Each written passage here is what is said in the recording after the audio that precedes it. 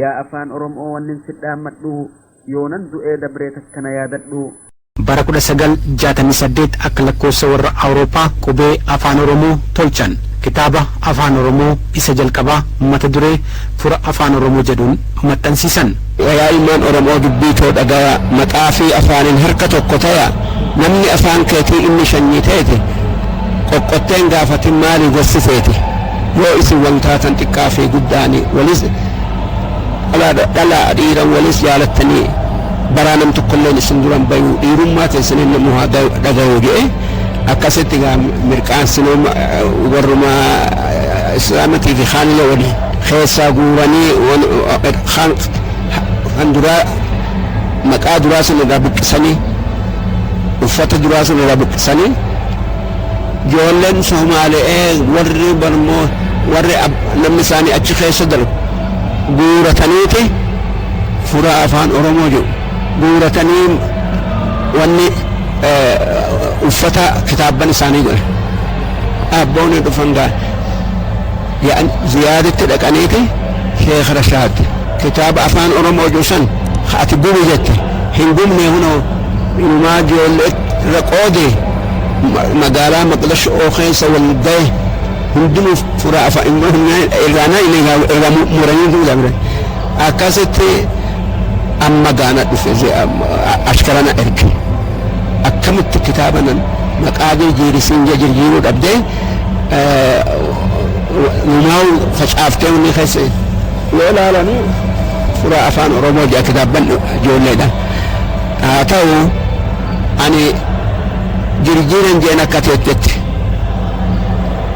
namni abbaan maxxansituu sanii adeera isaati adeera ziyaati mee gaafadhaan jeen jennaan nuti jijjiirre jancil irraa cirre harree kaan jijjiirre jedhan. Kitaabichi bara 1977 akka lakkoofsa Awurooppaa Moqaadishootti maxxansamee Oromootni Moqaadishoo keessa jiraatan qubee kana yoo baratan kun qubee keenya jedhanii jaallachuu eegalan. Kitaabichis gara godinaalee Harargee fi Baaleetti ergamee gurguramuu itti fufe. Yeroo sana Itoophiyaa fi Somaaliyaa gidduu waraanatu ture. Kitaabni afaan oromootiin barreeffame kun maxxanfamuu kan danda'u eeyyama mootummaa Somaaliyaatiin waan ta'eef Dr. Sheikh Muhammad Rashad Abdullee Ziyaad Barreen eeyyama gaafatan. Ziyaad Barrees osoo barreeffama kana hin ilaalin akkasumatti maxxansamee namoota afaan oromoo dubbachuu danda'an hunda bira haa ga'u jedhee eeyyama. Waraana Somaaliyaa fi Itoophiyaa gidduutti gaggeeffamaa jiruuf namoota Harargee gara Somaaliyaatti meeshaa waraanaa fudhachuudhaaf adeeman kitaabicha argu. Qola kitaabichaa irratti goota dhiiraa eeboo fi gaachana qabatee fi dubartii daarota bishingaa waliin mataa irratti keewwattee sabbataan mudhii hidhattee dhaabbattutu irra ture.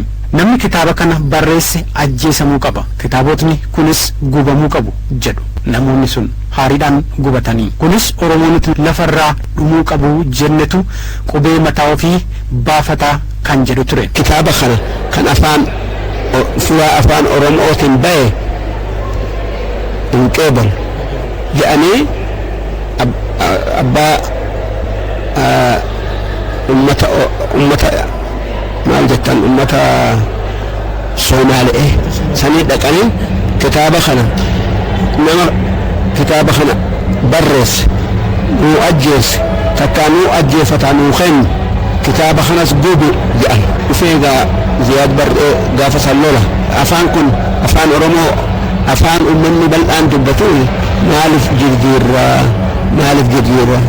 la jennaan abbaa raadiyootiin Ziyaad Barreen jijjiirri en maqaa kana jennaan abbaan raadiyoo maaliif jijjiirraa jedhe jennaan naafisitu wallola ammare eega namni katabe kana jaalatee maqaa kana fura afaan oromoo jee baase warri jibbu haa jibbu yoo jibbanis yoo fedhan afaan biraa maqaa biraa haa baasu namni duraan tolche akkasitti natti ergan akkamitti maqaa kana uummanni dide akkam goonaa fura afaan oromoo namni dide akkamitti isaan maal jedheen yoo nu kitaaba kana gubin yoo nama afaan kanaan كتابة خنا برس من أجيسن مو أجيفته مو خنيته تكامو ورمون تدرين ولا تقفل أستي شيخ رشاد جراجس أديمة أبدا يونم في مكا خنا نجرجيرين هو ده مشال ولا تديني mormitoonni kitaabichaa gara Ziyaad Barree adeeman namticha kitaaba kana barreesse nu ajjeesi yookaan dabarsiitii nu kenni ni ajjeesna kitaaba kanas walitti qabsiisiitii nuuf gubi kun ta'uu baannaan Itoophiyaa atumti deemitii loli nuti siif hin lollu jedhaniin. Yooyaa ammas yooyaa ilmaan ayyaa bakka jirtan marattuu nageenyi keenya ka waaqaa korommaadhaa koon irraa maddee sanaa dhaqqabu. Warra sanii baree fakkam nu bultan warra sanii dhiyeellee akkam nu ooltan salaamullahi alaikum wa rahmatullahi wa barakaatu. Ashamar kafuune nooru qariibu anaa dhufu welkatu shabbo miidiyaa. Sagantaa teenya taarraa kutaa duraa seenaa abbaa keenyaa Dr. Sheikh Muhammad Rashad Abdulleedhaa qooda isaan Oromoodhaaf Oromummaa fi Oromiyaadhaaf gumaachan kabararraa baratti yaadatamuu qabu aragaa deebinee isa yaadachiisuudhaaf ilma isaanii Khalid Sheikh Muhammad Rashad Abdulleedhaatii fi akkanumatti illee abbaa malkaa qabannee isanii dhiyaannee jirra. Hungaa kutaa duraati seenaan sheekaa gaawwaan beektee sagantaa takkaan xumuruu dandeenyu miti haga irraa dandeenyu har'a beektee irraa gulaalle taaftes ga inshallah itti dachaan.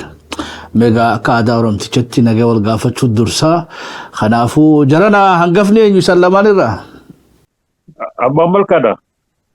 Yeega akkami baga nagaan wal agarree guyyaa fi seenaa barbaachisaa kanarratti yaada wal dabarfachuu fi waan asirratti nu affeertanii fi hedduu galatoomaa. Hayyee Khalid nagaa nu gaafadhu hawaasa Oromollee. Assalaamu alaikum warahmatullahi wabarakaatuh. Hedduu guyyaan har'aa guyyaa seenaati guyyaa gammachuudha guyyaa gartee fooda kana asirraa seenaa Dr. Mahmud ol baasuu isaanii kana hedduun itti gammada Oromoon itti gammaduu qabdi jaa. Sallamaan welcome isanii jaa. Mega Khalid irraa jalqaba silaa dubbii fi lubbuu abbarraa baasan jaanii. Dr. Sheikh Muhammad Rashad abbaan hundaa ta'ullee gaasiif abbaadha. Gaasii biraan xiqqoo jalqabee taaftellee abbaa malkaa biratti deebi'adha. Mee seenaa abbaa keetirraa gaabeetee iddoo dhaloota irraa jalqabnu sheeyni eessa dhalatan abbaan isaanii haati isaanii eenyu obboleeyyan meeqa qabanii beektee darasummaa tana hoogaa umrii isaanii meeqarraa jalqaban. Assalamu alaikum warahmatullahi wabarakatuh.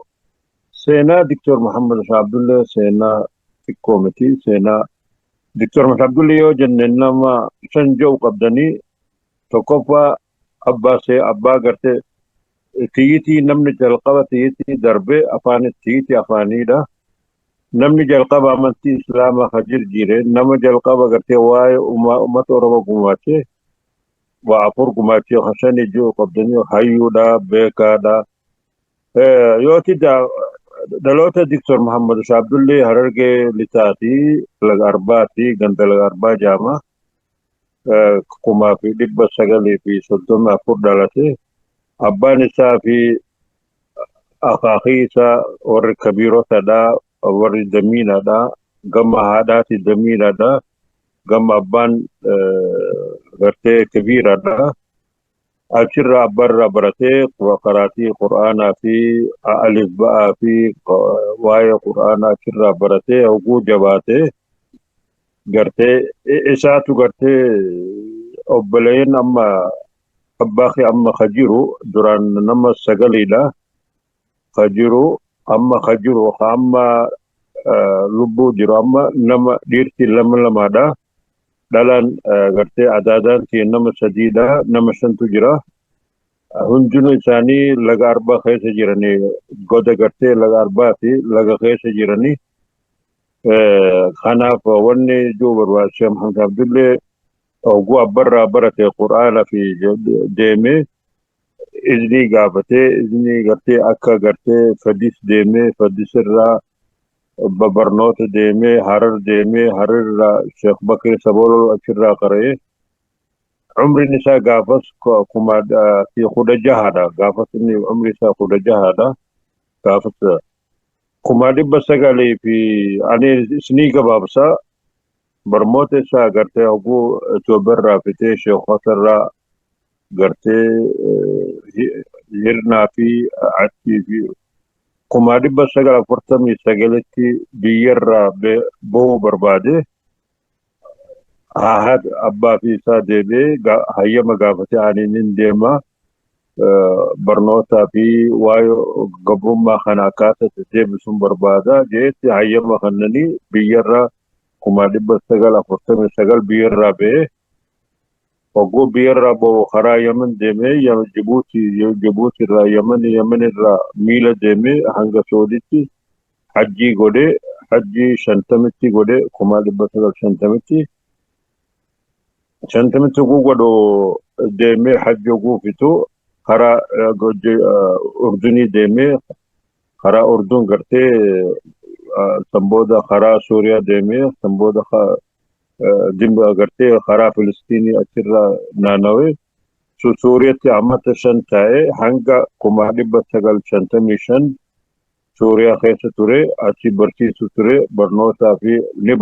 نبرتيتا مسجد قدا تكو خدميش في خجان قدا تتي برتي توري شنتمي شنر راخي اوغو اف بيخي هيا مغرتي خنني وبكمتي اكا اني نما برتي دندو اكا اني نما بكمتي خنمي بيتين غلاجه بيتين نما دا مني بيتين غلين نم تدور خغل هدمي جرا كنا هي مالغونا مصرين ديما جي مصر وجودمو يونيفرسيتي الازهر سينو ولك الازهر في خنن قبضو واي ورقا غرتي بكم قبضو غرتي سكندري سيني جام سكندري دومي سكندري سيني سكندري وقوف في يونيفرسيتي الازهر سيني هنگا كما في دب سغلي في جاتمي توكو يونيفرسيتي خيسه توري بي اتش بي غرتي كما دب سغل جاتمي لما فيته عمتوكو غرتي خبيتي عمتوكو سمبودا غافني يونيفرسيتي في بيتين غلا جانيتي موتمان مصرين يونيفرسيتي موت ايسس ارجينا جانا نونين امبر بادو بي بكا غرتي اورمو بي اورمو نتدياتو جي بكا اورمو نتدياتو سومالي جاني غمدي سومالي ارغاني دموز سانت فن توري هنگا كما في دب جهاز كما في دب سغلي في جاتم استدي جلقبي هنگا كما دب سغلي في جاتم شن مصري وجدرو توري يونيفرسيتي سان دموز خن توري سمبودا نموت غري والارجي جرا نموت غرين انو الموقيتو في دكتور اسماعيلي خاما اتلانتا جيروخانا انو خبرا حسين بوني في اتيتي والارجدي داب صومال قلبي اكاتي امال جان يو داب خنا بربادو هجي خا مصري خنا دي هجي غتي موتما صومال خنا اتدامي ديسي هجي مصري خنا ديسي صومال اتدامي هجتو تصومالين هجتو هجوتي دامي بيرو عادا في توريزمي خا صومالي كوتا سم مصر كوتا افان عربي خنني كما في دب سغل جاتمي شنت كفوني غافس صومالين قبيني بافنا جاني قبي هجو بافتني اني كوري خيستوري كوري غرتي كوري خا قبيتنا هجو قبيتنا باتني بكا واللبن ارجي قبيتنا جاتمي شنت يخوني اما قبي هجو والارض قبي لمات واللبس افان اورمو في افان صومالين قبي لما خدچا متي قبي دچا خوبادا قبي لمات جرا خول لبو قبي عيني في عيني افان صومالين عيني دا افان اورمو چا جاني چا دا افان طا غرتي افان اورمو طا دا افان صومالين حا دا اما افان اورمو افان صومالين علي يوجن علي چا ختمن qubecha aadaa jalqabacha aadaa afaan oromootti gartee kanaaf qubee sana wallabee qubee sana ugu sirreessee kitaaba furaa afaan oromoo kana gartee maqaatti godhee baase.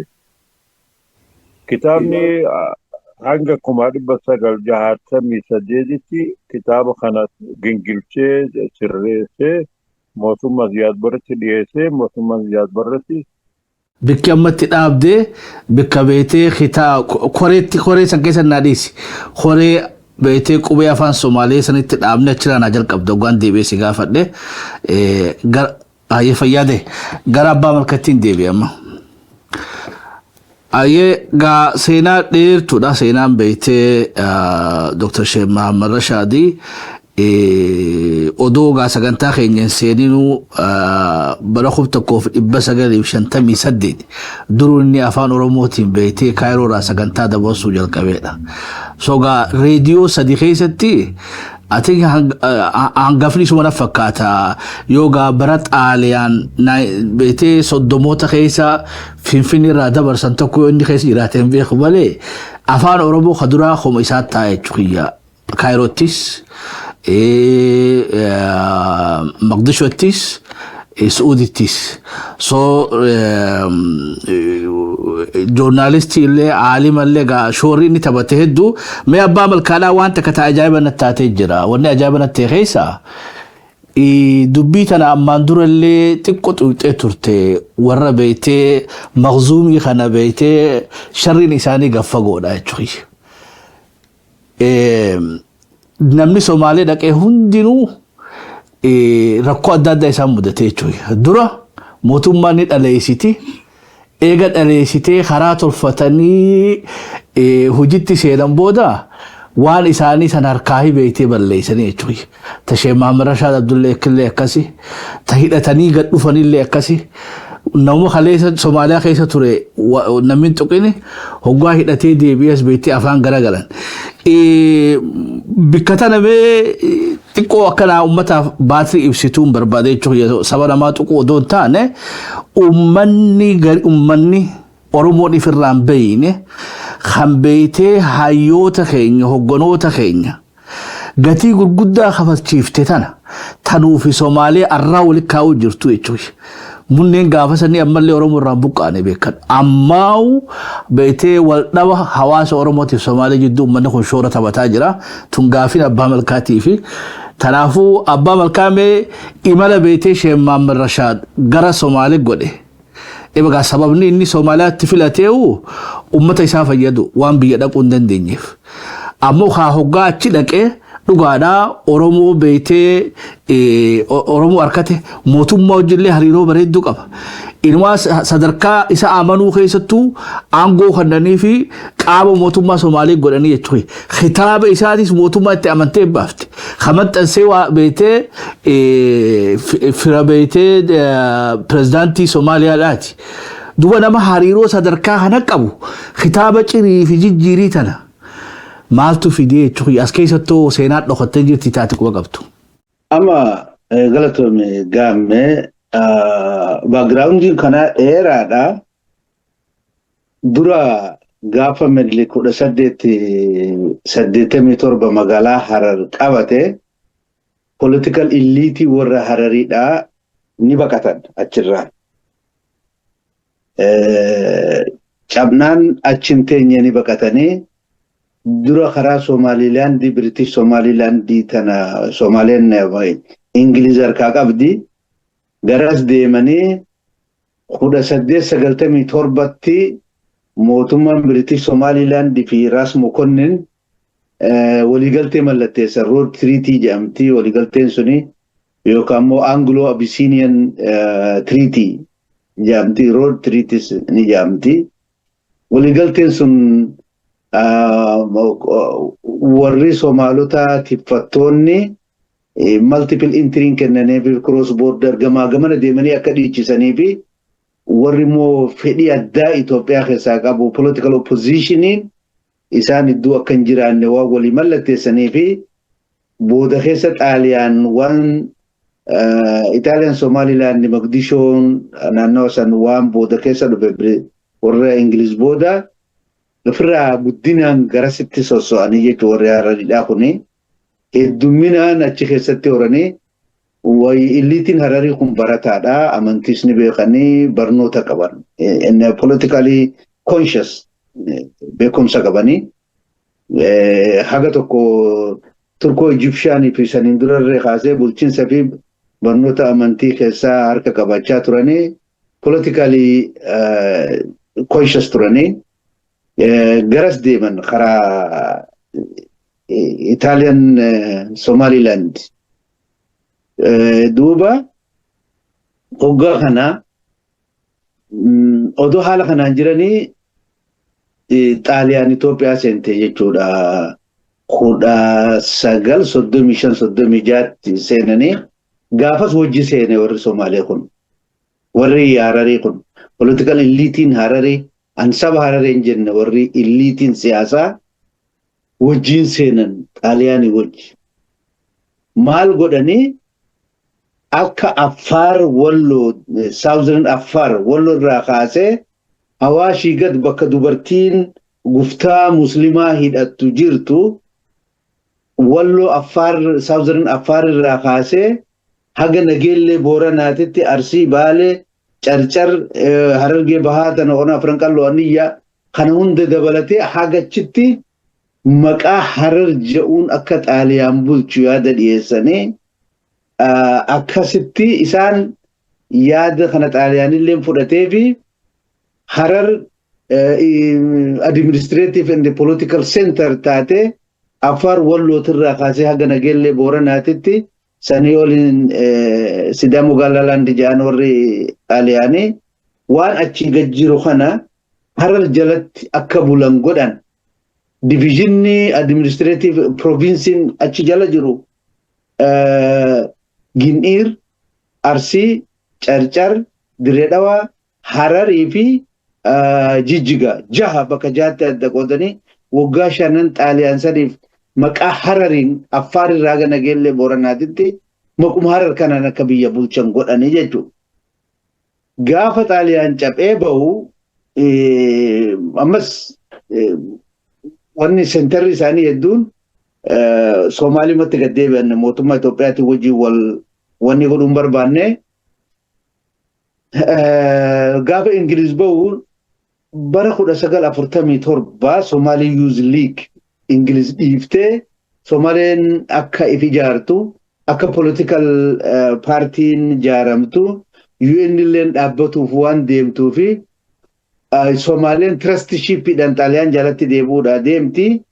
Somehow Somaliland akka US under the auspices of the United Nations akka filmaanni godhamee Somaliland if dandeessu yaadamaa waan tureefi Somaliland kaayyoo shanta Somaalee jedhamtu ta Italian Somaliland, British Somaliland, French Somaliland, the Howdy area ta also Ogaden ka jennuun Somalee Itoophiyaa naannoo kanaa fi NFD with Northern Frontier District has Northern Kenya ture walitti Somalee gudditti Somalee 5 ijaaruu irratti hogga sagantaan bahu warri Hararii kun no akkana miti akka Republika Muslima bal'aa tokko jaarru Hawaashii gas Affaar Southern Affaar irraa kibba Affaarii fi Hawaashii gad qabatee hanga Nageellee Boorana bakka Xaaliyaan jalatti akka maqaa Harariin bultu taasifamte sanii Somaaliyaa qofaa miti namni Muslimaa Hawaashii gad bakka dubartiin guftaa uffattu jirtu hundatti akka Emiraatni Islaamaatitti akka ijaaramu yaada dhiyeessanii yaada san mootummaa Ingiliz fudhachiifsan. Magaalaa Hararitti ijaaranii waan kana Somaalonni illee shanta Somaalee keessa naannoo Somaaleen qofatu qofa odoo hin taane Somali Youth Leaguein kaayyoo isaa keessatti Hawaashii gad akka godhamu taasifame. Wanni Sheekh Muhammad Rashaad rakkoo itti fide waan kana jarri Hawaashii gad barbaadanii Sheekh Muhammad Rashaad Oromoo fi Oromiyaa leellisa. Kanaafi saba isaan Hawaashii gad muruun Affaar irraa haga nageellee Booranaatitti Arsii dabalatee Baalee dabalatee Carcar Harargee lixaa amma dabalatee Harargee bahaa amma lafa guddoo tana muranii gad deebisuu kana ka fudhatanii fi identity muslimaat irratti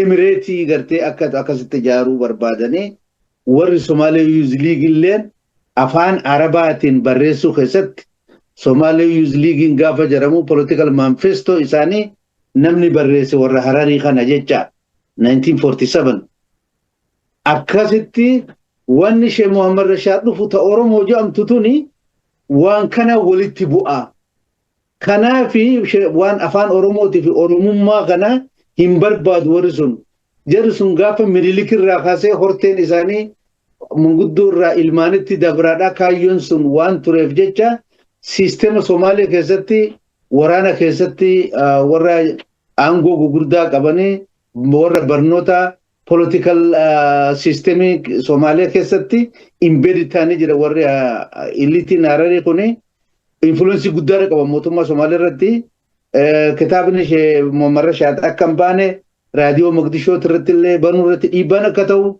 qubeen afaan Oromoo achi keessaa bahuu akka hin dandeenye dhiibbaan Sheikh Muhammad Rashaad mudatetu kuni seenaa anamma haasoo kana booda jira akkasitti dhiibbaan sun irra ga'e reediyoo banuu irratti illee reediyoo afaan Oromoo jechuu kiyya kitaaba maxxansee baasuu irratti illee dhiibbaan irra ga'e kun dubbeen isaa kana fakkaata yoo duubatti deemte Magzuumii ati jettu sanillee dubbiin sansalanni isii garasuma deema yoo as gabaabsine kana fakkaata gabaabatti.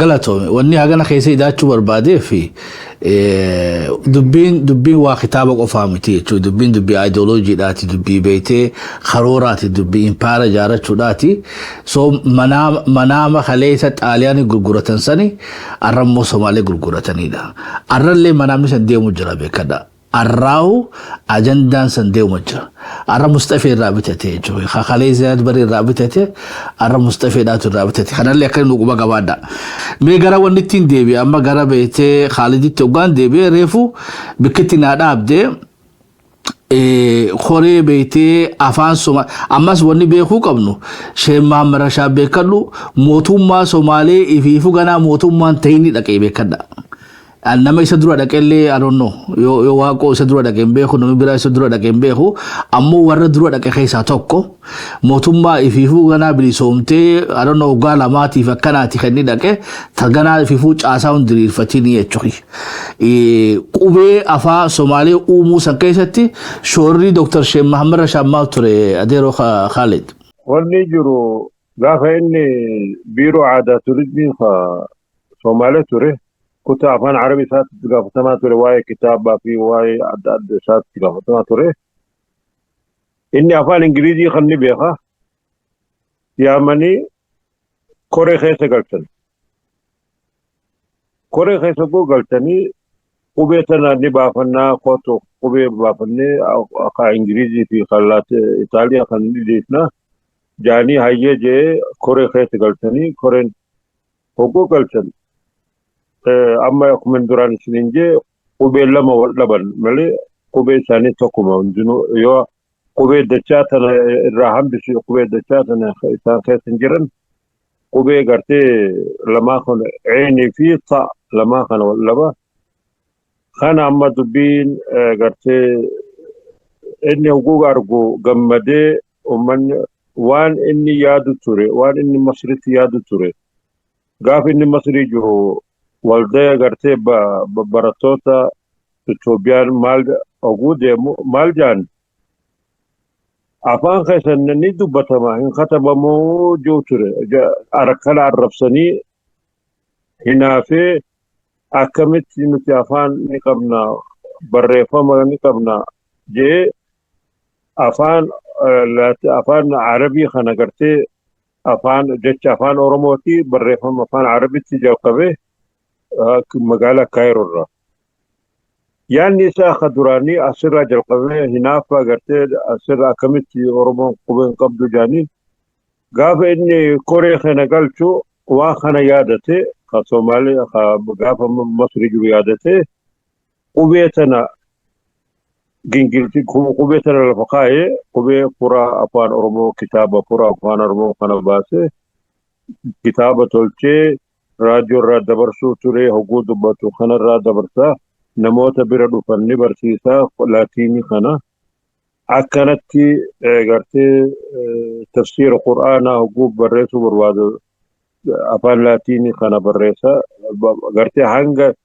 1968 kitaaba furaa afaan oromoo hogguu ziyaad barreetti dhiyeessu ziyaad barree kitaaba maxxansee hogguu maxxansu gartee gaafas lolli hedduutti ka'ee akka ziyaad barree fi abshir jaaniis abshir itti gaafatamaa raadiyoo gartee Soomaleen maal nuti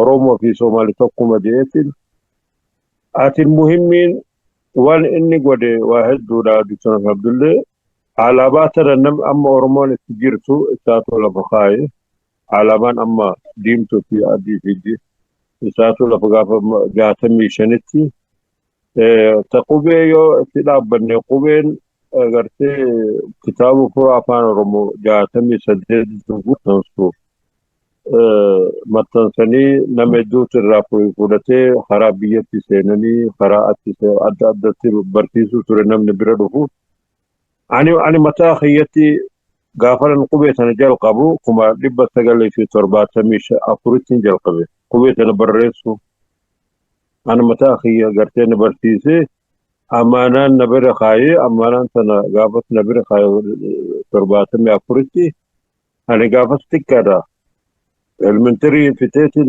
secondary seenuudha atin muhimmiin Dr. Abdullee yoo jenne qubeen amma Oromoon itti fayyadamtu namni kaayee isa qubee dachaa kana yoo wanni itti ide dhagaa caaba nyaattu kana achitti ide waan qubee yoo dubbanne qubee jahaatu irraa hambisan warri gaafas akka Taha Abdii fi namoota Suudaan irraa dhufan Koree Suudaan irraa dhufte wal'eef kajaan gartee Suudaan dhufan kitaaba kana ilaalanii qubee tana ilaalanii qubee tana jahaan kana irraa hambifnaa jaan jahaan kun afaan Arabiidha masalan Gheeni Dha Ceen waan kana irraa hambifnaa manti Oromoodha jeetiin hayyee jeetiin duraan 36 qubeen deebisanii akka gartee qubee jahaan kana irraa hambisanii Taha Abdii fi Dr. Taaddasaa fi namoota gartee namoota jahadha kitaaba 1980tti biiroo hoolee fi gaafas cufame hoggoo biiroo cufame karaa Suudaanii deemanii kitaaba furaa afaan Oromoo kana fuudhanii biyyatti karaa Suudaanii deemanii Suudaanirraa biyyatti galchanii biyyarraa uummanni Oromoo barsiisuu turanii hanga gartee 91 hoggoo Ziyaad Barre Mangistuu hogguu deemu Hasan Ali prezidentii Oromiyaa Kature Hasan Ali kuma damarsaatu abbaa keetii bilbilanii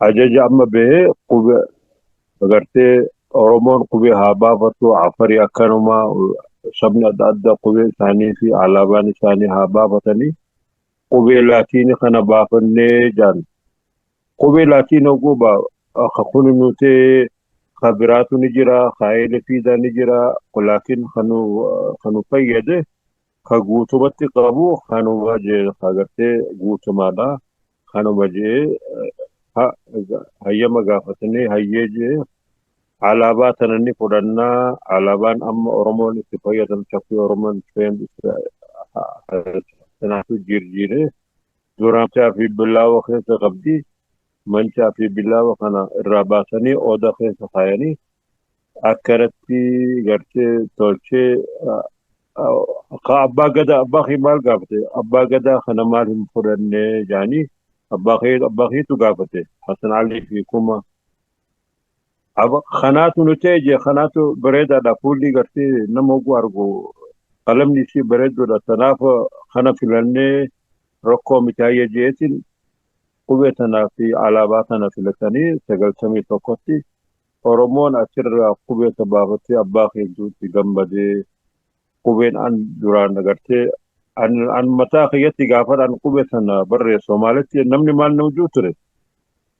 Oromoon qubeen qabdu maaliif rakkiftanii Oromoo agartee qubeen qabdu akkanaan jaa turanii abbaa kimaan naan jee yoo agartee uummanni Oromoo kana guyyarraa dhaggeeffanne qubeetanan goonuu tarkaanfii tokkoon oofuu dandeenyu tanaaf ati namarraan dhaga'ini waan nuti goonu agartee guyyaatu dhufa guyyaa agartee qubeetana filatamu guyyaa alaabaan tana guyyaatu dhufa ati ifin rakkisini namoota agartee qubee maal gootanii laatiinii kanaa miti hajjinju hin dhaga'ini naan jee hayya jeetiin qubeetana barreesseetiin dabalatee kanaaf ati alhamdulillah qubeetana gaafa inni abbaa kee qubeetana filatan gammadee qubeetana amman jiraadhee jee amman gartee lubbuun natti dhuftee jee lubbuun gartee gaafas shakkiidha qubeetanii filatanii qubeetana akka yoom gabbaati yoom akkana yaadu ture.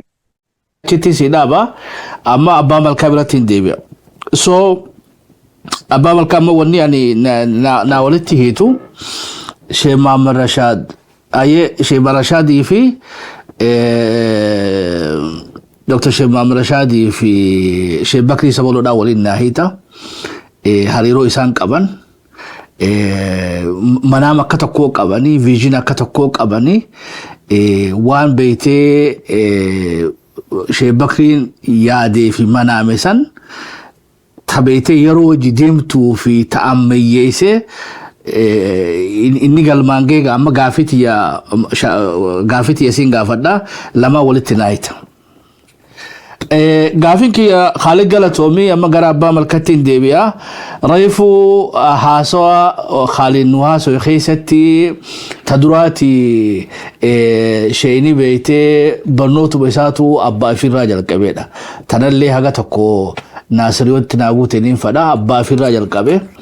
So ammallee hayyama abbaa isaatiin biyyarraa bahe. Ega gara beeytee amma ani beeytee iddoo harargee lixaa harargee bahaa jechuun tun xiqqisha na ulfaatti ani harargumaa jiruun irra laaftuudha akkasii jechuudha. Gara harargeedhaa fadis dhufee fadisitti gaa sheekotii haga tokkorraa baratee gara hararis dhufee imalee ilaa haga beeytee Sheikh Bakri Sabaloodhaati wal qunnamuudhaa sanitti so Dr. Sheikh Muhammad Rashad wanni inni Oromoodhaa gumaacha keessaa tokko guddoon qubeedha. Qubeen tun ammaas manaamaa fi fadhii Sheikh Bakri Sabaloodhaa keessaa qabdi jechuu dandeenya. Sheikh Muhammad Rashad imala isaanii kana keessatti beeytee waa dabalachaa fadhiin qubee uumuudhaa tun ifiifuu Sheikh Bakri dhaatillee keessatti gumaatanii qabdi jechuu dandeenya. Bakka dhalootaa sani Khalid dubbatee jira achumarratti yoo ta'e wayyaa Khalid bira taa'ee waan san dubbachuun hedduu waan hin jedhu dubbiin Sheikh Bakri Sabalootii fi Sheikh Muhammad Rashad waanuma tokko. Dubbii abbaan jalqabee ilmi xumuree jechuu dandeenya. Ta sheekaa fi darasaa yookaan barsiisaa fi barataa jechuu dandeenya. Ijibbaata barbaada qubee afaan Oromooti godhame keessatti part 1 and part 2 jechuu ni dandeenya. Takka waan abbaan jalqabee ilmi fiixa baasu jechuu ni dandeenya. This inseparably intertwined. Akka gargar hin baanetti walitti hidhaadha seenaan jara lamaanii. Sababi isaa booda yeroo argade nan ibsa. Eegan hagana je'ee dura evolutionii qubeedhaa kanarratti eega mormiin tun kaka'u eega turte eega jalqabde turtee jirti. Evolutionii qubeedhaa kanan xiqqasho dubbachuu fedha yoo na hayyamte akkaataa isin dhufte itti as geesse dubbii Sheikh Muhammad Rashad fi Sheikh Bakri tillee ittiin dhufa jechaadha. Xiqqoo achirraa kaasee adrees godhu dura. Hello? Itti fufi niin dhagaa. Oh, galatoom hedduu. Laal qubeen afaan Oromoo kun barreeffama barbaaddi sagalee teenya tana qubeen alagaadhaa bakkan buutu jechuu namni beeke warra wallooti ta duraa. Daawwee madrasaa afaan Oromoo Oromoota barsiisu turan. Kutaa hundarraa namni naannoo akka Jimmaa akka Harar Baalee asirraa deemee daawwetti barachuu ture barnoota amantii namni. Kanaaf darasaan tun ogaa afaan Arabaatiin baratu hiikaa waan baratu kana jalatti afaan Oromootiin katabuu ogaa jalqabanii mana barnootaa kanatti ajam jedhanii qubee afaan Arabaa tana oromeessanii sagalee afaan Arabaa keessa jirre ta Oromoo keessa jirtu kennuu akka danda'utti qubee afaan Arabaatirraa akka amma afaan qubee Gi'izirraa afaan Oromoo barreessuun warri masarata timirtii jalqabe tokko Kumaa Ida'een faan Maadii Hamid Muudee faan maxxansaa baasaa turan kan masarata timirtiidha. Gaazexaa Bariisaa faan afaan Amaaraatiin jechaa qubee Gi'izii tanaan qubee Saabaan Jo'an Saabaan seenaa biraati. Akkas ture bifa kanatti warri ajam waan ja'amu afaan Arabarraa tolfame kana eegalan. Manzuumaallee barreessanii afaanuma Oromoo kana walaleessanii barreessanii manzuumaa afaan Oromoo ittiin ja'an. Akka barruu wahii artikila wahiitti godhatanii borsaa fi keessa khaliixaa keessa kaatanii kitaabaa wajjiin ba'atanii deemaniin anuu dhaqqabe kana arge anuu. So seenaan isaa kun gara akka Dr. Abdusamad Muhammad Jaatti gara waggaa 250 sanii ol qaba umriin isaa dheeraadha kana. Sagalee Oromoo barbaanne achirraa eegale jechuudha.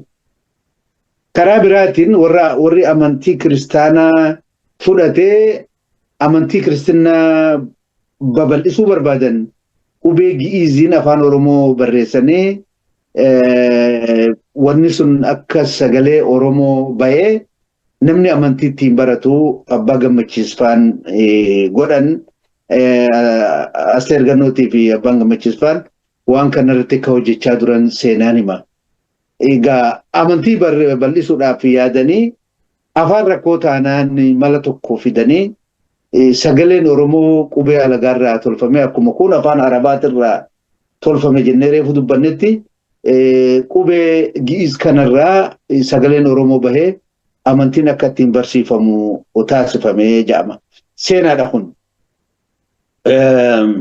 Sambooda namni Charullii jedhamu ka hayyuun warra biyya Xaaliyaan afaan Oromoo kana qoratee barreessee maxxanse bara 1926-23 naannoo kanarratti akkasitti maxxansee jira afaan Oromootiin.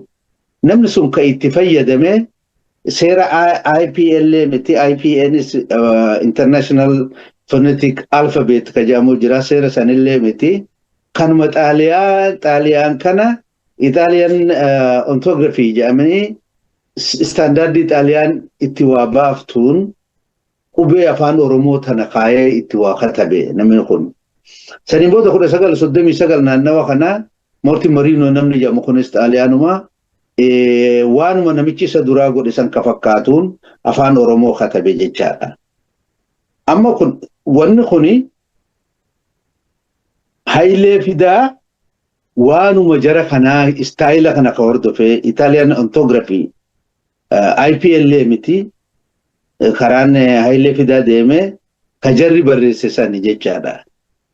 IPN International Phonetic Alphabet ka jedhamu sani seera more or less Italian orthography Charullii fi Moortii Mariinoo itti fayyadaman sani waan karaa istaayila san fakkaatuun jijjiirama tokko tokko godhee kitaaba hirmaata dubbii afaan Oromoo ka jedhu kana baase jecha. Akka Dr. Abdusamad Muhammad jedhanitti barreeffamaa fi interview kennan irraa barreeffama ka Hayilee Fidaa kana addi bilisummaa Oromoo akkitti kaayee kana Sheekh Muhammad Rashaad Abdullee akkitti kaayee kana Sheekh Bakrii Saboloo qubee Shaaldaa isaan kaan tana Kanaafuu wal bira kaayanii garsiisanii qubeen ammaan tana mootummaan naannoo Oromiyaa itti hojjetu kajoolleen mana barnootaa keessatti afaan Oromootiin itti barattu kan manneen murtiitii fi waajjira poolisii bakkoota adda addaa warri mootummaatii fi mormitoota paartii mormitootaa keessa jiran dhaabbonni mootummaatii fi miti mootummaa hundi Oromiyaa keessatti itti dalagan biyya keessaa fi biyya alatti kan Oromoon amma itti fayyadamaa jiru kana namni tolche Sheekh Muhammad Rashaad Abdullee ta'uu lafa kaayan. Barreeffama dhiyeessanii jechuudha. Kan maatiin mariinoo lafa kaayan kaayilee fidaa maatiin mariinuuti faayilee fidaa iddoo garaagarummaa guddaan hin jiru. Abaa'olleen akka kaayilee fidarraa addatti waan itti dabalee waan tokko lafa kaayee kashee Muhammad Rashaad Abdullee lafa kaayee kashee Bakrii Sapholoo lafa kaayee OMN irratti intervii godhanii Dr. Abdusamad Muhammad barruudhaan lachuu onlaayinii jira wanni sun wanni Dr. Abdusamad Muhammad kaayan. Clearly qubeen amma itti fayyadamaa jirru kuni ka Sheikh Bakri ka Sheikh Muhammad Rashaad Abdullee ta'uu lafa kaayan. Maalin godhan? Waa afur irratti qorannaa geggeesse. Analyzing godhan illee qorannani.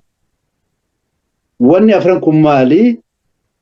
Interview Sheikh Muhammad Rashaad Abdullee Rabbi ta'ala ramu osoo jiran kennan taaka. Barruu fi interview Dr. Abdusamad Muhammad maxxansan baasan lama sadii kitaaba seenaa sheekaa laalchisee Khalid Sheikh Muhammad Rashaad barreesse waan kana walitti qabeetin ka interview sheekaa interview fi barreeffama Dr. Abdusamad Muhammad kitaaba seenaa sheekaa laalchisee Khalid barreesse waa sadii moo kana san irratti qorannaa analyzing godhe waan kana. Kana keessa waan an irra gahe amma sitti himan. Kitaabni qubee Oromoon amma itti fayyadamaa jiru kana namni tolche Dr. Hayilee Fidaati moo Dr. Sheikh Muhammad Rashaad Abdulleeti gaafii jettu kaasuu fi deebisaa barbaaduun barbaachisaadha. Dubbiin kun lamaan deebisaa argachuu qaba. Jarri kun kitaaba furaa afaan Oromoo jedhuu fi kitaaba hirmaata dubbii afaan Oromoo jedhaniiti kitaaba adda addaa kaan. Hayilee Fidaa hirmaata. Sheikh Muhammad Rashaad Abdullee furaa. Kitaaba lamaan kana keessa maaltu jira? Jennee ilaaluudha jechuudha. Hayyuun warri biyya keessaa ka amma nuti hayyoota kana goone jedhan kuni dura furaa afaan Oromoo keessa waan jiruu fi hirmaata dubbii afaan Oromoo keessa waan jiru gadi baasanii ilaaluudha. Furaa afaan Oromoo keessa maaltu jira? Fakkeenya. Geggeessitoota jecha qubee qofaa miti dubbiin haadhaa hawwanii fi ilmoo haadhaa fi ilmoolee jala jiran kanallee wajjin ilaaluu barbaachisa. Geggeessitoota jecha yoo haa fudhannu. Gaa dubbifamaa tokko dubbiftuu takka double consonant s gaa dubbifamaa lama ge dubbistuu lama ammallee double e yookaan e itti fidda sanii booda double consonant saa itti fidda isaanii dubbisaa tokko itti fiddeeti si taa goote o dubbifamaa lama taa kanarratti goote ammallee taa maayirratti fiddee taa san boodan dubbiftuu a fidda kana geggeessitoota sagalee jettu kana fidda. Kun furaa afaan Oromoo keessa jira moo hirmaata dubbii afaan Oromoo keessa jiraadha dubbiin amma. Waan adda addaa jechuu yoo barbaanne waan kuni hin kaayamaa dubbiftaa a lama kaayamee na waan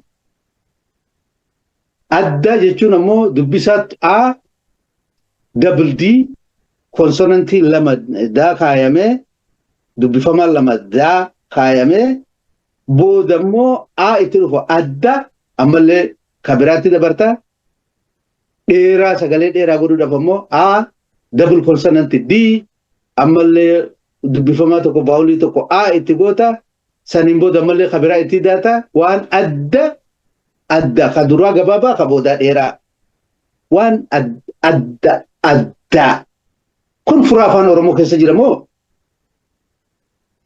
hirmaata dubbii afaan Oromoo keessa jiraadha dubbiin bifa amma jiru kana guutuu qabate ka amma mootummaan naannoo Oromiyaa itti hojjetu ka ijoolleen mana barnootaa keessatti itti baratu ka biyya keessaa fi biyya alaatitti Oromoon ittiin barreessee ittiin dubbatu ka namni PhD fudhatee xalaa adda addaa barreessu ittiin hojjetu ka warri mootummaatii fi paartiilee mormitoota akkasuma warri miti jaarmota miti mootummaallee itti hojjechaa jiru bifa amma qabu kanaan qubee kana ka argitu furaa afaan Oromoo qofa keessaa argita. Waan anasii olitti haase kana hirmaata dubbii afaan Oromoo keessaa hin argitu. Dhugaan jiru kana. Kanaafi Oromoon kana sirriitti adda baasee beekuudha qaba. Ummata Oromoo kanaafi warra hayyoota dheengaddaa Sheekh Muhammad Rashaad alatti hambisan saniif dhaamsuma tokkoon qaban. Qorannaan qubee Sheekh Muhammad Rashaad Kaalid kunoo kaasunubii jiru kana hayyoonni sun deemanii furaa afaan Oromoo san fuudhanii irraa laaluufuu hin rakkanne hin yaanne ummanni Oromoo waan kana beekuu barbaadan please barruu Dr. Abdusamad Muhammad baase laala. Lama furaa afaan Oromootii fi hirmaata dubbii afaan Oromoo wal bira kaayaadhaati qubee arra itti barannu tana 68 ka Dr. Sheikh Muhammad Rashaad barreessan keessa jira moo qubeen ammaa tun qubee Dr. Hayilee Fidaadhaa bara 1973 baasan kitaaba isaanii ka hirmaata dubbii afaan Oromoo jiru keessa jira ka jiru laaluudha. Yoo kana goone dubbiin nuuf gala. Hayyoota bira deemuun nun feesisu. Qorannaa adda addaa saayinsii adda addaa fiduun nun feesisu. Atakaaroo walitti godhuun qubee kana eenyutu haqa itti qaba eenyu dalaga seenaan kun ka eenyutu jechaa nun feesisu. Simply furaa afaan Oromoo ka Sheekh Muhammad Rashaadii fi hirmaata dubbii afaan Oromoo ka Dr. Hayilee Fidaa laaluun gahaadhaa jeeti yaada. Dubbii maayyii taati na gaafatte. Sheekh Bakrii Sabaloo barbaada qubee afaan Oromoo karaa warra Muslimaatiin ajam booda ajam jechuun qubee afaan Arabaatirraa Oromeessanii itti fayyadaman san booda namni rakkatee Oromoon sagaleedha qabaachuu qaba qubee qabaachuu qaba jedhanii Sheekh Bakrii Sabaloo khalaqa. Laatiin irraa addoobtiin goone ni khalaqan. Jarri kun immoo addoobti godhan. Dhimma xanfatan warri laalaniitti akka saayinsii afaanitti sagalee Oromoo keessaa baasanii akka Oromoof ta'utti tolchan. Khalaqni kun immoo akka reefu Hayilee Fidaa hirmaata dubbii afaan Oromoo kaammoo Dr. Sheekh Muhammad Rashaad furaa afaan Oromoo je'usanitti isaan ammoo shaaldaa maqaatti baasanii maqaa shaaldaa kanaan qubee baasanii jechuudha. Qubeen tun akka Oromoo hunda biratti fudhatamtu afaan Oromoo afaan barreeffamaa akka ta'u yaadanii tolchan. Sheekh Muhammad Rashaad Abdullee fa'aa warra darasaa ta'e achi keessatti baratee guddate. Gaafa Kaayiroo deeman akka Kaalid nu himetti 1958 biyya Ijiptitti reediyoo afaan Somaalee jalatti daqiiqaa 5 akka Sheekh Muhammad Rashaad Abdullee dabarsan godhanii fi Khalid reefoo of record. Duuba gaafa san akka sheeyni gaafa jiran dubbatanitti sagantaa if dandeesse Oromoodhaaf kennuudhaaf qubeen jiraachuu dhabuun rakkoo guddaa ta'e. Gaafa san interview sheekarraa waan xiinxalee amma kun waan rakkatanii qubee tana dhabuun seenaa keessaa arooma keessaa barruudha waan adda addaa yaada fi dabarfatuuf rakkoo akka ta'e hubatanii qubee Sheekh Bakrii shaaldatti fayyadamuuf yoo yaadan taayipiin hin jirtu taayipiraayiterri qubee saniif ta'u hin jiru. Namni barattoonni Masri jiran kun biyya Faranjitti erganii akka afaan Amaaraa sanitti taayipii haarawaa afaan qubee Sheekh Hasan Sheekh Bakri irratti dalasiisuu hin danda'an. Kanaaf Sheekh Bakri yaada duraan qabatee deemuun san Sheekh Muhammad Rashaad Abdullee yaada qubee Sheekh Bakri san hojiirra oolchuun akka rakkisu hubatanii qubee laatiin tana uumutti deemanii jechuudha. Qubee shaaldaa dhiisanii qubee laatiin amma qabnu tanatti deeman. Aayidiyaan yaanni barsiisarraa baratatti, abbarraa ilmatti, pirojektiin barbaada sagalee afaan Oromoo, barruu afaan Oromoo, Sheekh Bakrii fi Sheekh Muhammad Rashaad iddoo waanuma namarraa baratarraa barsiisatti yookaan abbarraa ilmatti dabre galma ga'e. Seenaan jaraa adda baasuun danda'amu wanni je'eef qubee wal adda. Qubee Sheekh Bakrii adda shaaldaadha. Qubeen Sheekh Muhammad Rashaad immoo laatiin irraa tolfamtee qubeen jaraa adda. Kitaabni jaraa adda. Shaaldaa kun kan Sheekh Bakrii Sabaloo fura afaan Oromooti kan Sheekh Muhammad Rashaad Abdullee. Haa ta'u ammoo aayidiyaa yaadni isaanii qabsoon barbaada qubee afaan Oromoo waliin jalqabanii Sheekh Bakriin jalqabee ilmatti dabartee karaa fi dandeettii baratee biyya namaa dhaqee baratee laalee ikonomikaalillee akka hin danda'amne hubatee taayipii tanaan malees waa godhuun akka hin danda'amne isaaf galee qubee tana inventi godhutti seene jechuudha. Qubee tana addootti godhutti seene Sheekh Muhammad Rashaad Abdullee. Wanni dubbiin jaraa tokko jennuuf paartii waan paartii tokko dubbii abbaan jalqabee ilmitti fufuudha wanni jennuuf seenaan jaraa walitti dhaabbata walitti hidhaadha waan jennuufi qubeen ammoo tajaajilachuu wal adda adda Sheekh Bakriitii fi Sheekh Muhammad Rashaad Abdullee shaaldaa fi qubee laatiin. Bika qulfiidha bikka ati irraa sooti galatoome gabaabdutti. Akkanaan jetteetti afaan Oromoodhaa arraa kana qubee arraa tan oduu hojiirran oolchin pirezidaantiin naannoo Oromiyaadhaa ka gaafasanii Dr. Sheekh Muhammad Rashaad wajjin haasa'ee waliigaltee fi hayyama Dr. Sheekh Muhammad Rashaadiin mootummaan naannoo Oromiyaadhaa qubee san maxxanfattee qubee barnootaa qubee hojiidhaa gootee kajuusan seenaa meera nu deebi.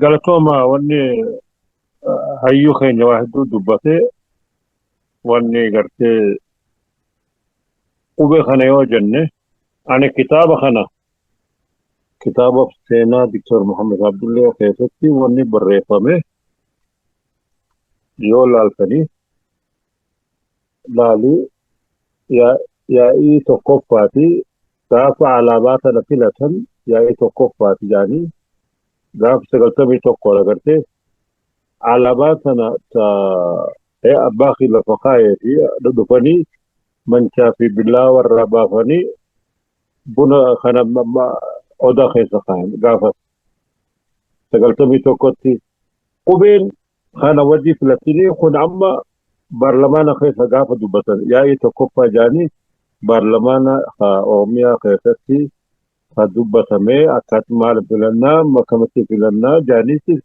alaabaa tana fi qubee sana baafte gaafa sana Hasan Aliitu itti gaafa pirezidantii Oromiyaa ka ture. Dubbiin akkanuma waa hedduutu jira gartee ragaan nu bira jirti yoo barbaadame gartee amma wanni jiru waa'ee qubee yoo dubbanne Sheekh Bakri Sabaloo yoo dubbanne 1980tti ani abbaa kee wajji deemuun ture hargeessatti oguu yaamanii gaafa inni odoon akhrimin Sheekh Bakri Sabaloo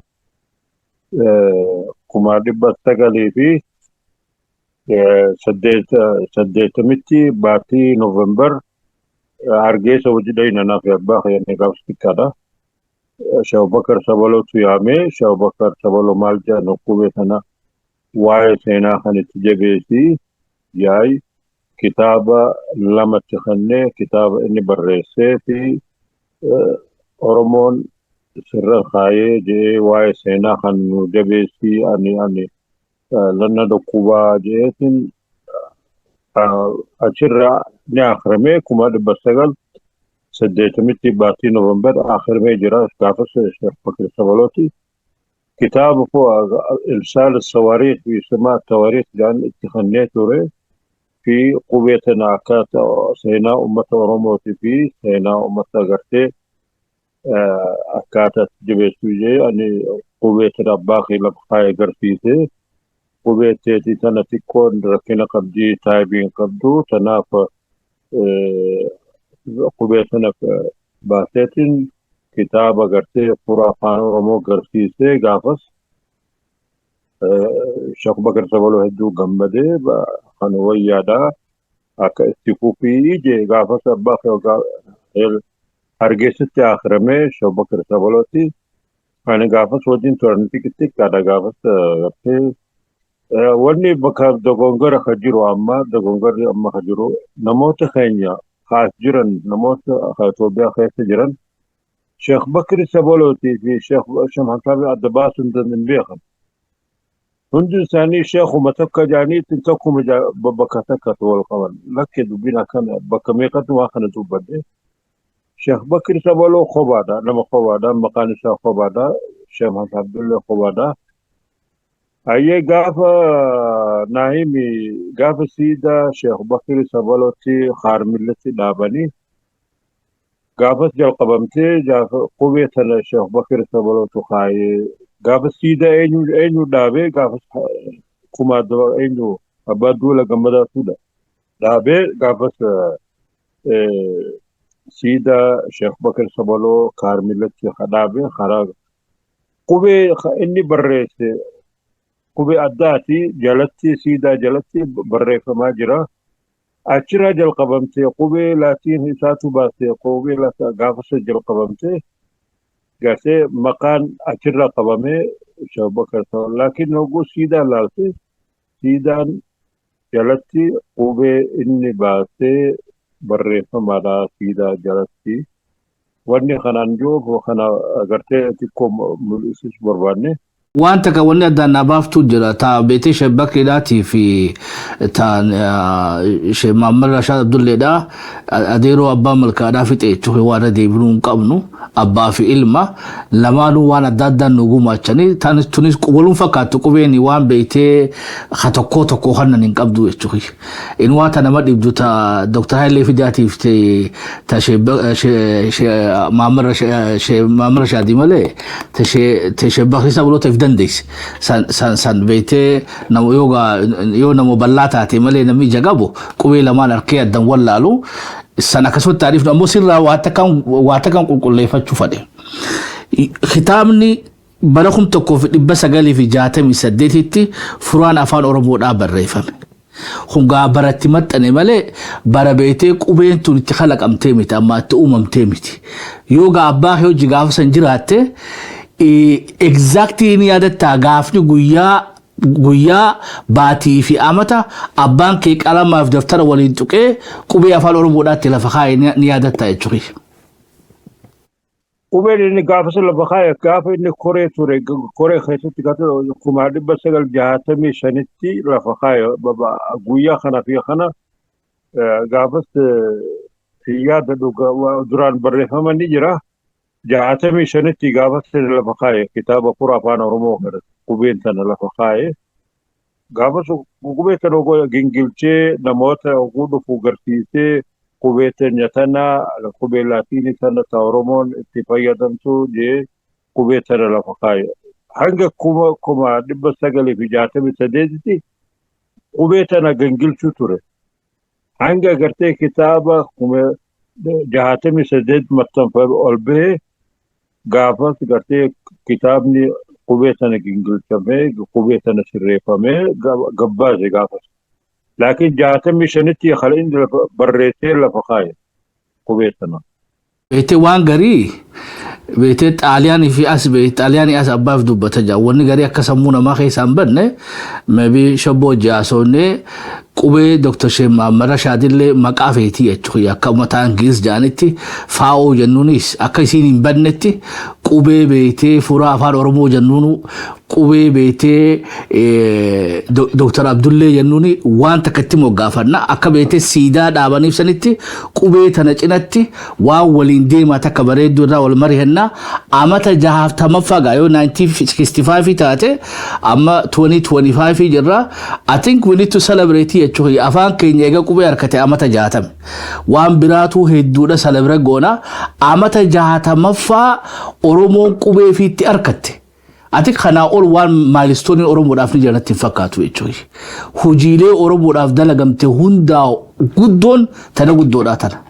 Yoo tun jiraatte seenaan dhaloota itti aanutti dabra yoo Rabbiin fadhe xumura beetee amma arra paartii waanidha paartuus deebinee akkanumatti gingaallee uummata keenya waan daddabe hunda sirreeffanne aboo maayii irratti nuti akka shabboo miidiyaatti amata 60 qubee beetee afaan Oromoodha tan Dr. Sheikh Muhammad Rashaad uummata Oromootiif beetee gumaache itti celebrate goona qooda isaafillee keenya amatu yoo Rabbiin fadhe irra deebi'iti guyyaa fi baatii itti naayide amata harkanne guyyaa fi baatii na irra deebi'i yoo Rabbiin fadhe amatu celebrate guyyaan kun guyyaa qubee afaan Oromoo jennee celebrate goona maaliif ogaanne seenaan ogaa kan beekamu ni badii jechuudha.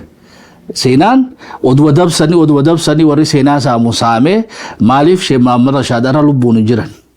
Namni lubbuun jiru nuti jechuudha hundinuu ilmaan isaati tunsi qofa laallattuun hundanii laallatti akka shabboo miidiyaatti amanni 60 yoo naa fudhattan ni kabajannaa jechuudha amata dhufa boo guyyaa fi baatii isaa eegganneeti amata beetee guyyaa qubeedhaan ni kabajan abbaa malkaadhaa beetee akka waraabessi seenaa tana beetee hin harkaan saamne seenaan tun beetee dallee cimaan barbaaddu jechuudha itti jaarrannee beetee daangaatti goonee moggaafannee amatu keenya hawlii beetee nu jalaa hatuu hin danda'an jechuudha seenaan kanaafuu waan biraatu meeqa kabajna waan biraatu meeqa celebrate goona waan hagana seena qabeessa taate amata 60 Oromoon beetee qubee fiitti uumatte maaliif Oromoon kabajuu hin dandeenye. Hedduu galatoomee I can agree more. Kun guyyaa dhaloota qubeedhaa kabajuudha. Guyyaa Oromoon qubee itti argate kun seena bareedaadha. Yoo kabajnellee waan kabajamuu qabu national calendar Oromoo keessatti guyyaa jabaa guyyaa seena qabeessa guyyaa Oromoon afaan isaa seenaan isaa aadaan isaa bakka itti argate guyyaa dhugaan afaan baaftee dubbatte guyyaa sun waan ta'eef kun hedduu barbaachisaadha. Even achievement makanaw salan defend godhuu qofaa miti achievement kunuu kama celebrate godhuu Oromoon irra jiru kana wajjin ammoo maqaan sheekaa ni ka'a seenaa sheekaatti fillee gaariidha argannoo guddaa Oromoon milkaa'eefillee hedduu barbaachisaadha kun waan numan dubbadhe malee silaafumarraa usatamaati jette sanitti. Lakki maaliif mee hawaasi keenyallee yaadarra kan adda jechuudha amata 60 dhaloota qubeedhaa kabajuu hin qabnu. Waan beetee hagan hangeenyu meeqa kabajnee maallaqa itti baasaa jirra yoo Rabbiin fadhee haalli hoggaa nu anjaa'e akka nuti akka miidiyee kabajneeti karaa isa dhiibanne akka hawaasattis ka Ameerikaan Kaanadaan Awurooppaan Awustiraaliyaallee akka hawaasatti galmatti hireeffattanii walitti dhuftanii qooda beetee abbaa keenyaa kanaaf guyyaa galata isaa kan akka galatooma jettanii abdii guddaa qabna adoonnoo yoom goonaa wiwusii jechuudha guyyaa yoo Rabbiin fadhee Khaalid hojii haasofnee barbaanna hoggaa kaanis ammoo haa beetee guyyaan murteeffanna rakkina waajjira jechuudha akka uummata murteeffannee goona ammoo arrumaa haa jalqabnu Khaalid baga amata 60 dhaloota qubee abbaa keetiitiin baga nagaan si gaadeero. Baga nagaan dhugee. Asirra dhaabneeti torbaan kana keessatti ammas bal'inaan beetee Suudii keessatti dalagaa jajjabdu dalagee jechuudha. Amma bagaa wannummaa isatti yaadannoo guddoonu Suudii keessatti dalagamte qubatti aanee waa'ee seenaa tafsiira amata 20 takka irraa fudhatee jira. San amma xuxxuinee ofirraan balleessinu kutaa lammaffaa keessatti borotoo iftaa shabboo jaasowaatti walitti yaadachaanu takka ammoo ittiin cufnu atiifis abbaa malkaatiif carraa sadii kanna haguru Oromoo keessa seentu beetee baga hoggaa 60ffaa dhaloota beetee qubee afaan Oromooti isan gaheedhaan haa cufnu sagantaa keenya. Hayyee gara abbaa malkattiin deebi'aa abbaa malkaadhaa gaa seenaan beetee Dr. Sheikh Muhammad Rashaad Abdulleedhaa ni jalqabne malee ganaanuutu beetee hin dhiyaattu jechuudha. Irruma utaallee haga tokko irraa dubbanne gaa seenaa nama guddaadhaa yeroollee kannanii fi bal'inaan haasa'uu feeti. Kanaafuu sagantaa kiyya yeroo narraa dhume waan hin fixuu hin dandeenye tuttuqee hin balleessu hin busheessu bal'inaan sagantaa itti aanutti yoo rabbiin fadhee abbaa malkaatii fi nama birallee idaannee Khaalidiis idaannee seenaa bal'inaan gaa bikkitti dhaabne amma 1983 Somaaleen seenaa naa godhadhu jetteeni gaa delegeeshina nama lamaa wajjin gara Suudiitii fi Kuweetitti ergiteeni gaa achitti maaliif hafanii kan jiru gaa seenaa Somaalee fi Sheikh Muhammad Rashaad Abdulleedhaa achirra dhumatte. Achi boodallee gaa waan gurguddoota dalaganii jira sagantaa itti aanu nu haa geessu ammoo haa ayyaana guddaadha kabajaa jirra jechuudha yookuma shabbuu kana wajjin amata 60ffaa dhaloota qubeellee jalqabnee jirra angara kiyyaan gaa baga isaniin gaheen jaa adeeroo abbaa malkaatii fi adeeroo Khalid baga hoggaa 60ffaa dhaloota qubeedhaati sagee hawaasa keenyallee akkatti kanumaa naa jettaniin barbaada jechuudha. Ayyaana kabajaa qubee afaan Oromoo maqaa furaa afaan Oromoo jedhuun maxxanfamee bara 1968 baheen nu ga'e akkasii gaa kanuman ja'a. Isinillee shabboo miidiyaan yaada kana akka gaariitti xiinxaltanii yaada kana dhiyeessuudhaa fi galata guddaa qabdan dhugaa dubbachuudhaa fi asirratti illee nu affeertanii marii bal'aa kana nu wajji taasisuu keessaniif guddaan isin galateeffadha. Maayii irratti waan jiru tokko hin qaba yoo naa kennitan daqiiqaa 2-3. Itti fufi. Okay, akkasii waan nan jechuu barbaadu. Hayilee Fidaa, Dr. Hayilee Fidaa nama sirna mootummaa Itoophiyaa san keessatti bara Haile Sillaasee barate biyya alaallee deemee barachuudhaaf hiree argate ammallee qabsoo Oromootii fi qabsoo saba cunqurfamaa Itoophiyaa akka ilaalcha gaafa san qabaachaa turetti akka uummanni gartee bahu Maree Laaraashiin akka awaajamu warra hojjetan keessaa warri mi'eessoon jaarmanii isaaniitii fi warri adda bilisummaa Oromoo boodataan illee qooda guddaa qabanii Hayilee Fidaa dhiphamee karaa itti fakkaateen qubee san qopheessee Oromoon sagalee akka qabaatu yoo qubeen isin qopheessee taarra Oromoon itti fayyadamu tana ta'us baate karaa ta'een Oromoon akkuma Sheekh Bakrii Saphaloo sanfaa qubee akka qabaatu afaan Oromoo kun sagalee akka qabaatu godhuu keessatti nama tattaafatan waan ta'eef galata qabanii seenaa isaanii bifa kana yaadachuun barbaachisaadha. Wanni amma nu dubbisaa jiru qubee amma jiru kana Hayilee Fidaattu uume isaattu tolche jechaadhaatu dubbii ta'e malee qooda Hayilee Fidaa seenaa kana keessatti qabaachaa ture. Haaluu fi nama oolmaa Oromoo biraan qabne godhuuf akka hin taane namni beekuudha qabaa. Kabiraa wanti seenaa waa'ee Sheekh Muhammad Rashaad dubbatanii waa'ee adda bilisummaa Oromootii fi dhaabbata dimokiraasummaa uummata Oromoo gaafa san ture galateeffachuu dhabuun barbaachisaa miti.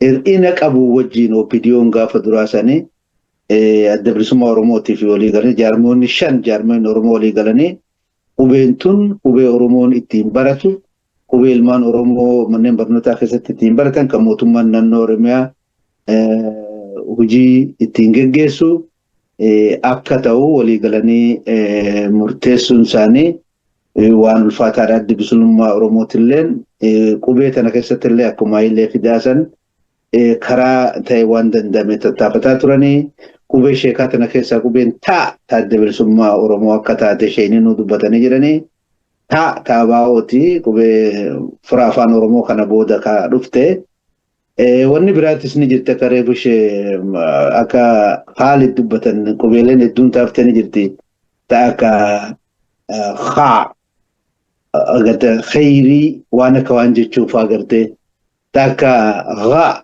ghayril maghdubi namni jechuu yoo barbaade sagalee amantiiti sagalee arabaati immoo quraana keessa jira akkasumas namni baruu fedhu sagalee akka qabaatu gaaha ghayril maghdubi adda bilisummaa Oromoo gaafa waan san fuudhee hojiirra oolchuu tana irraa dhiisaniiti godhanii booda keessa ammoo Tsaggaayee fi Tsahaay maqaa joofaa nama Oromoo maqaa namni Oromootillee qabu waan ta'eef kaasaan itti dabalamuun ni jira. Contribution Oromoo asiif achi bakka adda addaa jiranii. Pirezidantiin Oromiyaa Kaduraa obbo Hasan Alii mootummaa namni Oromiyaa bulchuudhaaf hiree argate Kaduraa Hasan Aliiti. Hasan Alii akkuma jirutti qubee tana fuudhee hojiirra oolchuun hedduu waan jabaadha.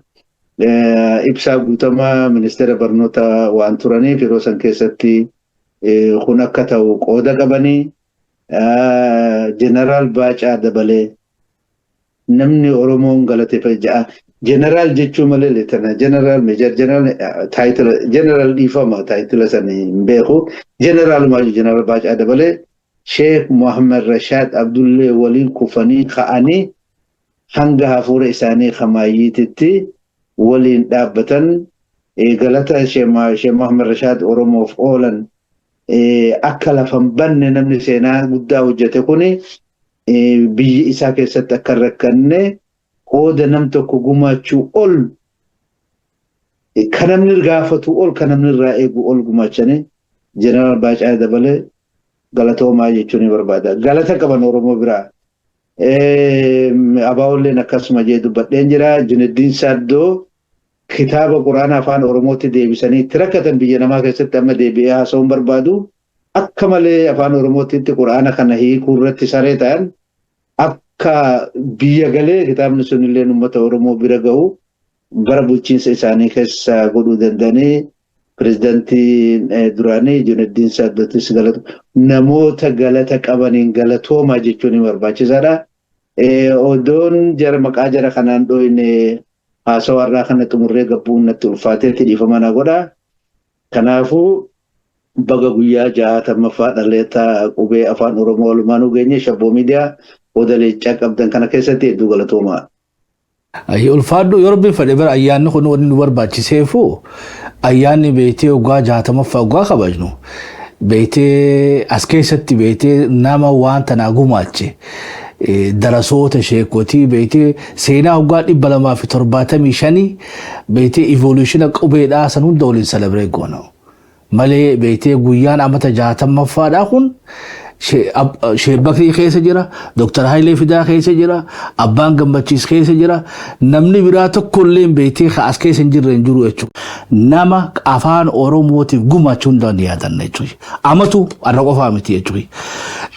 Khaalid gaayoo rabbiin fedhe seenaa teenya paartuu keessatti bikka dhabne san irratti fufna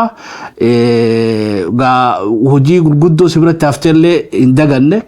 San hundaa'u gaa takka lama sadi jennee dhufnaatii afeerraa keenya kabajjee kaasira dhufuu keetifillee galatoomi wanni maayyiidhaa tadhaamachuu feetuu jiraattellee caraasiif hin kenna.